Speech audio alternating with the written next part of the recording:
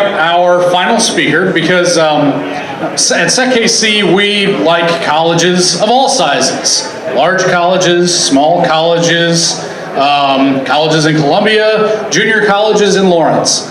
So with that, I wanted to bring up Professor Haenchen, who is going to talk to us about occupational fraud this evening. Let's give him a welcome to the stage.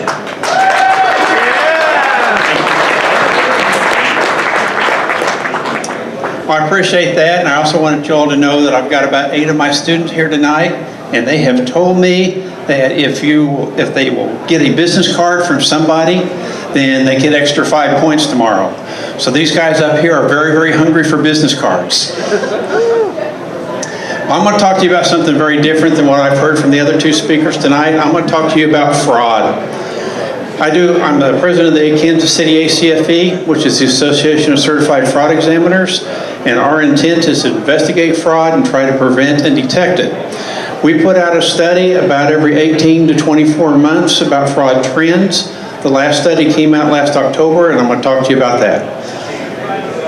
Got to figure out these hand signals up here. Okay, first thing is my disclaimer, of course, is that things I talk to you about, they're my opinions, not necessarily those of the University of Kansas.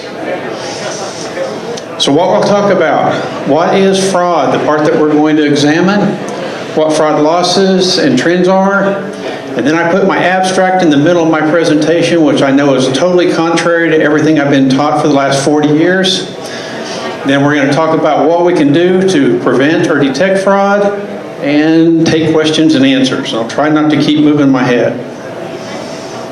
Okay, what is fraud? We're looking at occupational fraud, which is things done by an employee or a contractor for their own benefit.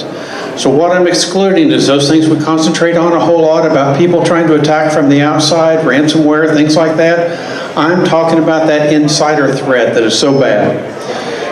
This is an internal threat, and it's not destructive per se. So I'm not talking about the type of frauds where somebody gets mad at the company and goes and tries to destroy the database or something like that.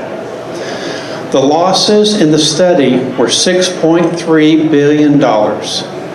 Extract that to the whole world, they're estimating the total loss from fraud per year to be $3.7 trillion. How many of you can understand what $3.7 trillion is? Well, I'll give you a good example. The total revenue to the federal government last year was $3.7 trillion. You complain about your taxes just as much as being lost to fraud. It's a huge number. So the ACFE classifies fraud, and I know this is too little to read, but the main classifications up there are corruption frauds, asset misappropriation frauds, and financial statement frauds. Then we have lots and lots of sub-schemes, different ways they look at it. What we normally want to do when we're trying to stop fraud is look at these different schemes and think about them and how they could happen in our company and what we might possibly do against them. Most of us have heard about controls. You implement controls, you do controls. One of the premises with most controls is you're trying to stop a single person from doing it. You're not worried about collusion. Well, in this case, we're going to do the same thing. We still can work about single controls. Collusion is a lot more difficult, but I'm going to talk to you about how you might be able to get some of that found also. In your corruption schemes, in your asset misappropriation schemes, most of those are done by a single person. When it comes to your financial statement schemes, most of those require collusion. It's just too hard to do it and keep it hidden without getting other people to help you. So I'm going to classify these things 2 different ways that are simpler. One's called off the books and one's called on the books. Off the book schemes are very difficult to do because there's no paperwork to follow them. That's the same thing as when somebody decides to come into the convenience store, buys a tank of gas, hands the cashier the money, they stick it in their pocket. If they never ring it up on the register, that's off the books. On the other hand, if you sold something to somebody, put it in, when they tried to pay off the receivables, you pocketed the cash and then wrote off the amount of your receivables, that's on the books. There's something to find, something to follow. Both frauds exist, but one's a lot more difficult to follow than the other. So how do you commit fraud? Sometimes you think this is difficult, it's not. My favorite fraud I investigated was a guy wrote himself a check. Just sat down, he was a controller, wrote a check. You'd think he'd get caught real fast, right? It's a little bit more complicated than that, because what he had is he had a dormant account.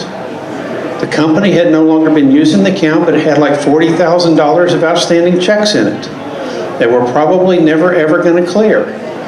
So what bank reconciliation is done every month? None. There's no activity on the books. It's essentially moved off the books because all those checks are out there.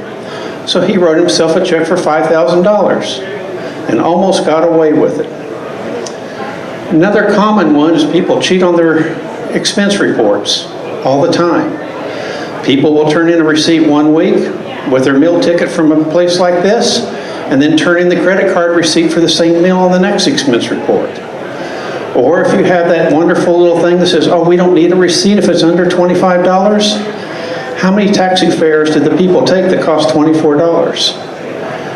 How many times do they go to McDonald's and charge up $24? Because they stay right under that limit. And how do we find them, and is that important?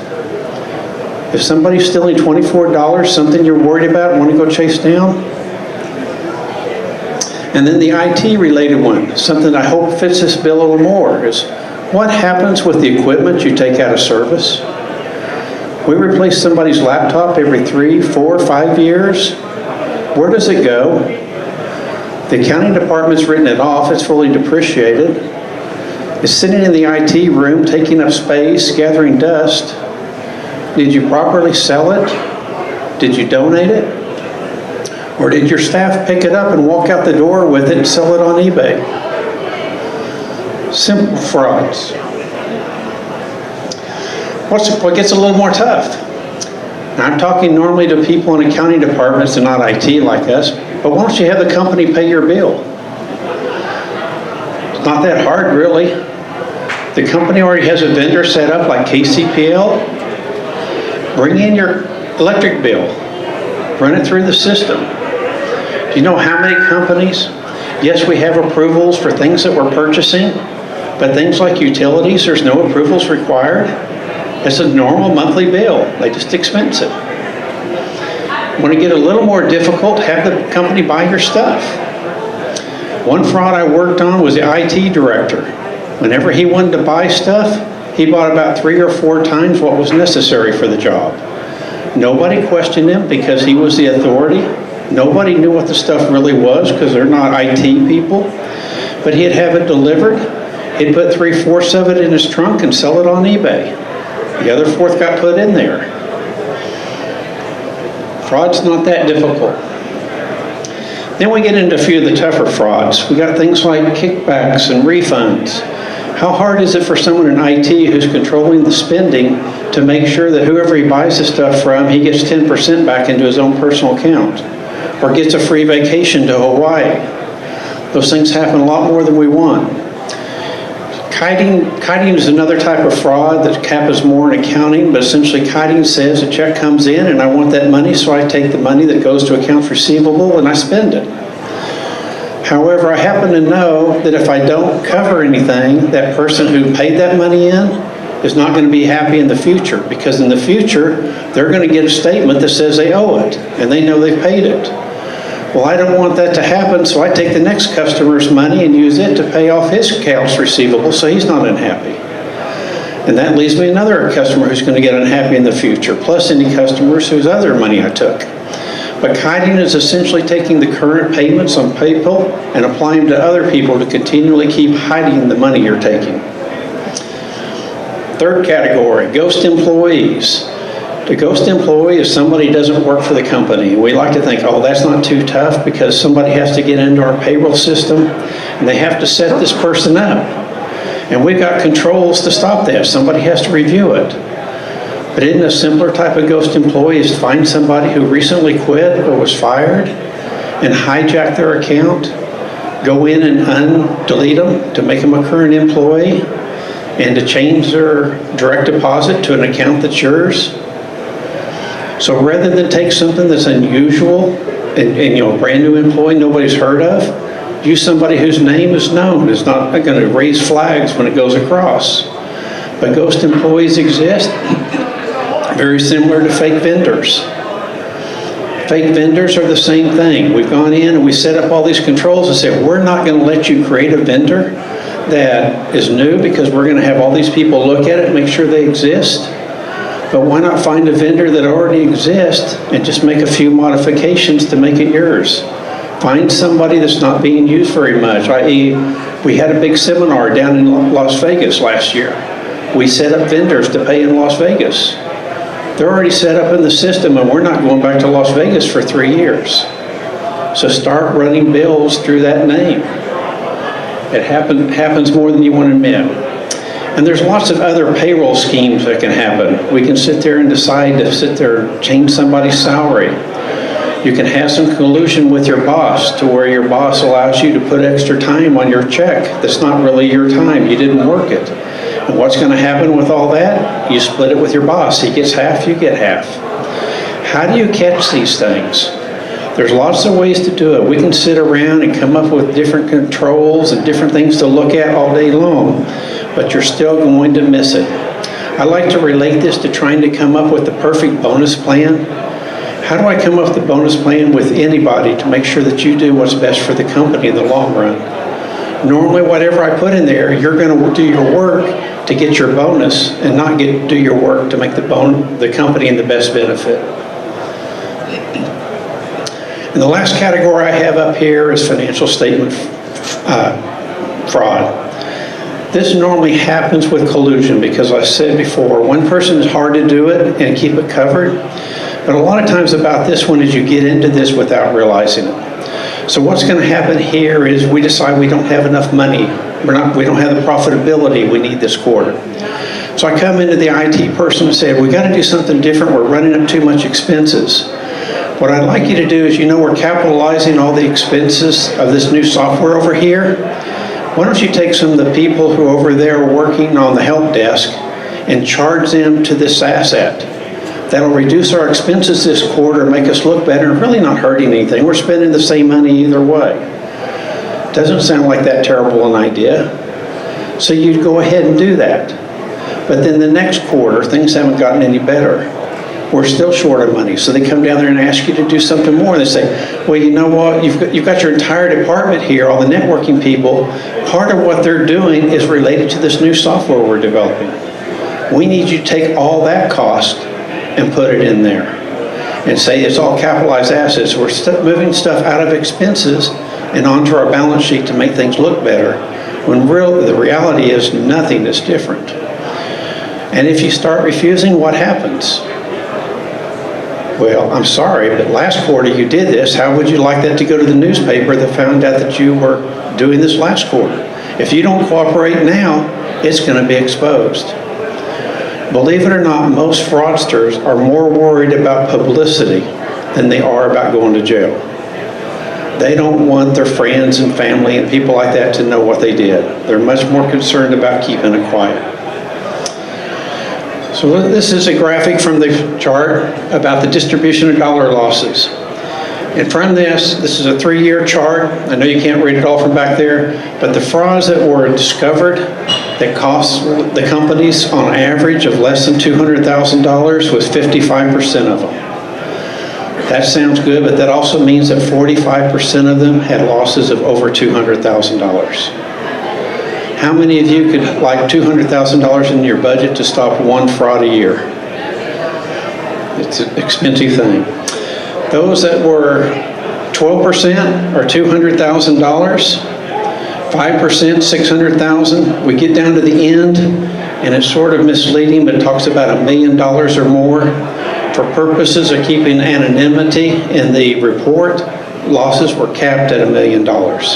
So that could have been a $50 million fraud, but it was put in at $1 million to keep from identifying it. But that $1 million or more fraud is 20+%. That's a lot of money out there of frauds that we did not find. Second graphic is talking about the median loss, similar to that. But those that were found within 6 months only cost the company $45,000. and that related to 26% of the frauds in total.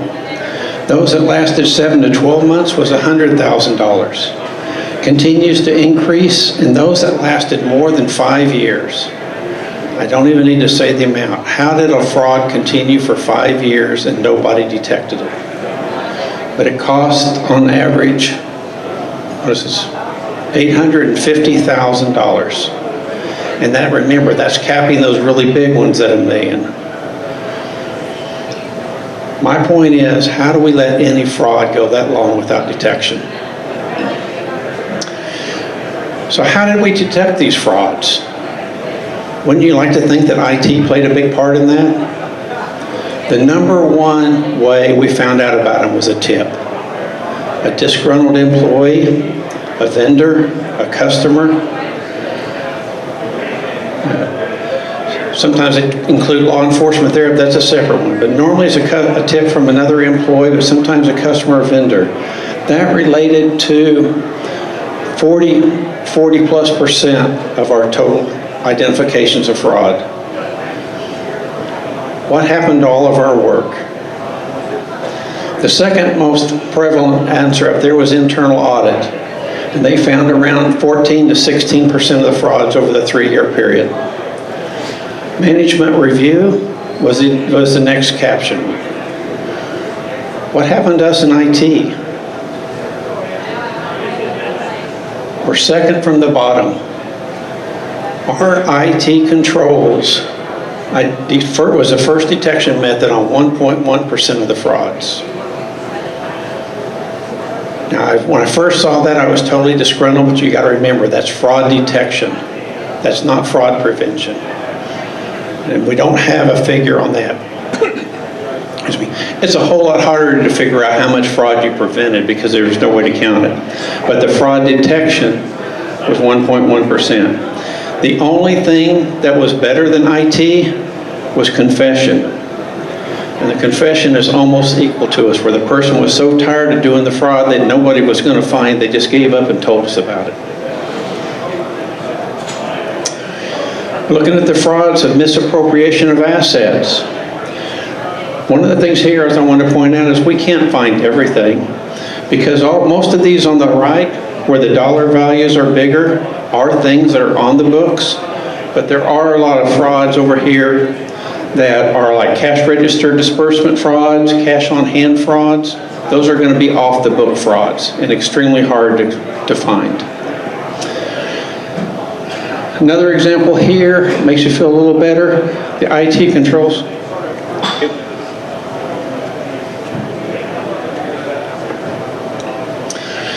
The IT controls, where we said we didn't find very many of them, the ones we did find on average were within 6 months of when they started.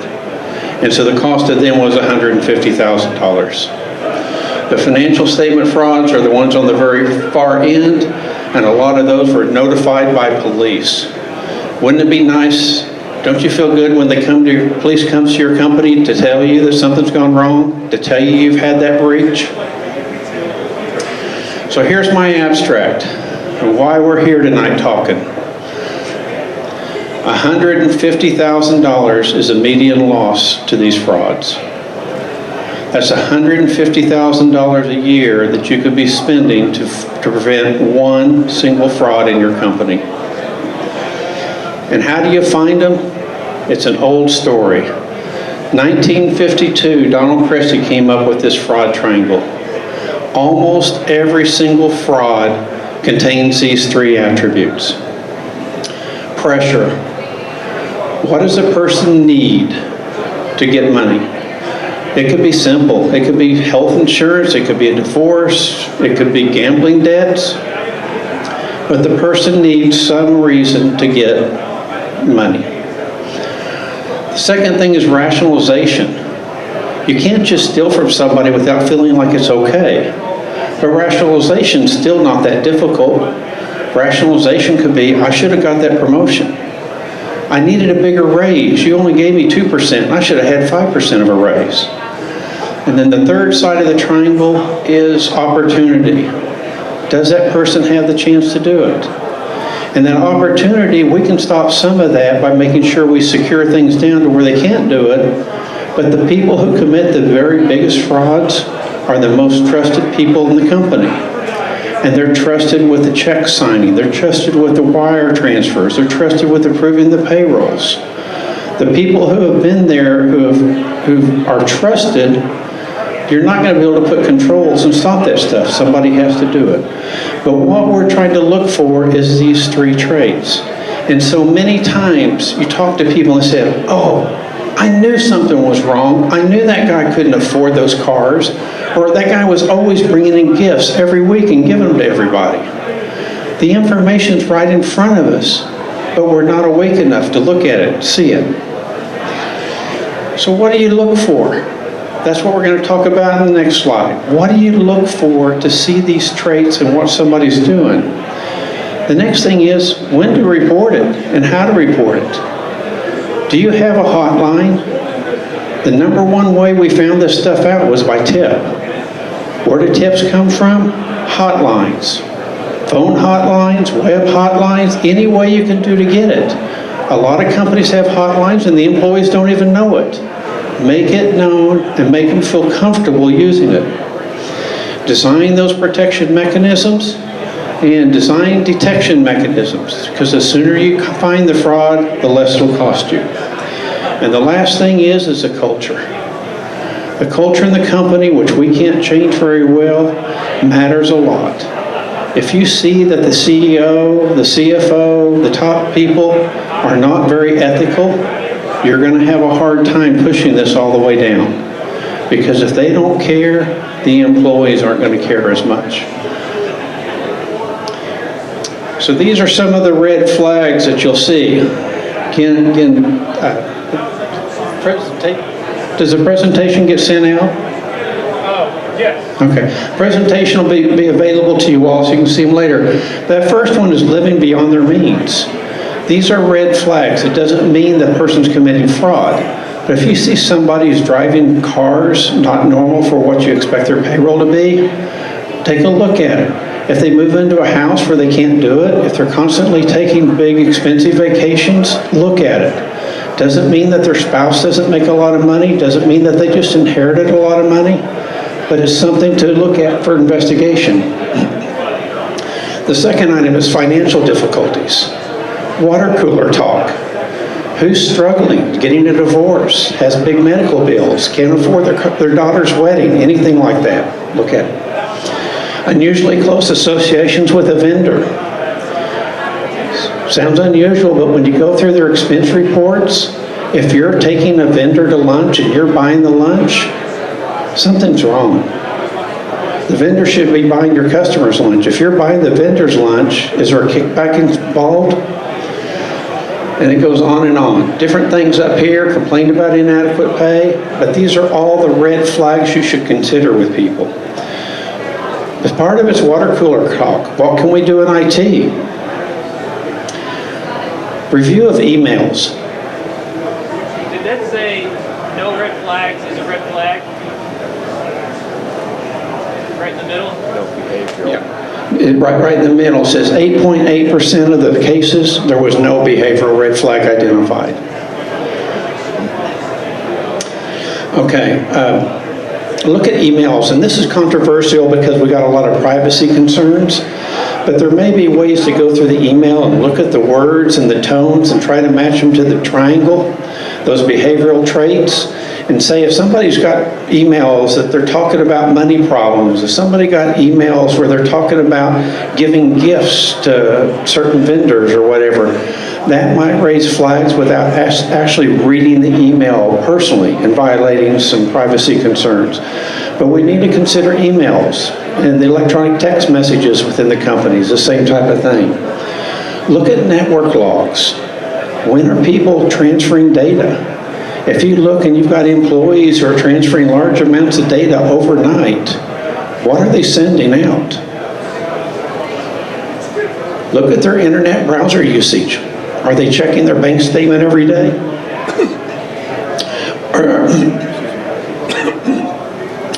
And even if you're looking at that internet thing, what if they're looking at eBay all day long? Are they selling your computer equipment on you? Look at their computer usage patterns. When are they in the office doing things? A lot of times when you're looking at people who've written checks to themselves that they shouldn't have, they're being written on Saturdays or evenings or holidays. So look at those unusual patterns and see what you can find. So I think within stated time, I'll take any questions you got. Thank you very much.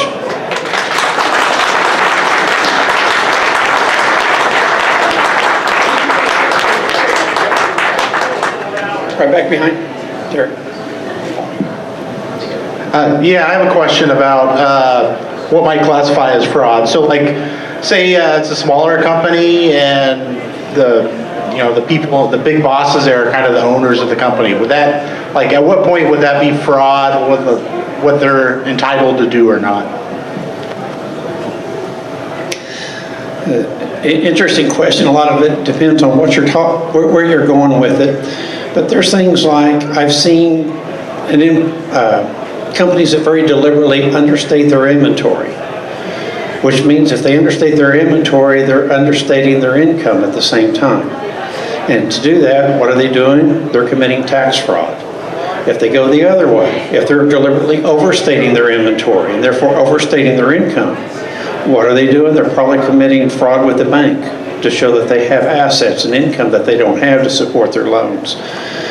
But the question can come up a lot of times that I see is, what happens when you're at work and you decide you need a pencil for home and you pick up a pencil and take it home? Is that fraud? Technically, yes. If your intention was to steal it, it is there. But should somebody fire their employee for stealing a pencil? Logic has to take over somewhere and come into that place. Does that answer your question? Anybody else? Is this taught at the bachelor's level or the graduate level? And is this part of the general accounting program, or is it specific to a forensic accounting program? Well, to be honest with you, most of my stuff comes from me being the president of the Kansas City Association of Certified Fraud Examiners. This is not specific to any program at Kansas University. We do have a cybersecurity certificate there, and I teach a class on cyber forensics that talks about computer forensics, but that was not the gist of my presentation.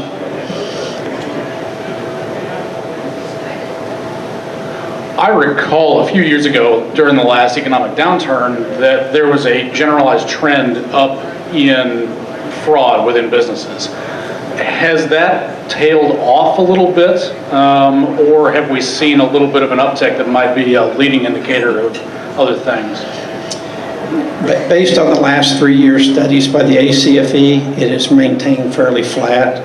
I think there was a big uptick as people needed more money. There was more pressure on people to commit fraud, but at the same time, we've had a big uptick in people who are investigating it and prosecuting it. A question comes up as to how much publicity comes with each fraud, because we have lots and lots of frauds that the companies don't want to prosecute. They don't want anyone to know about, so obviously would not be in this study, and that can skew your numbers.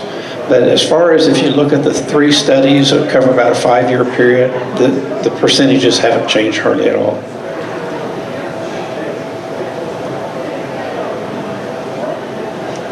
Anybody else? Well, let's thank the professor again.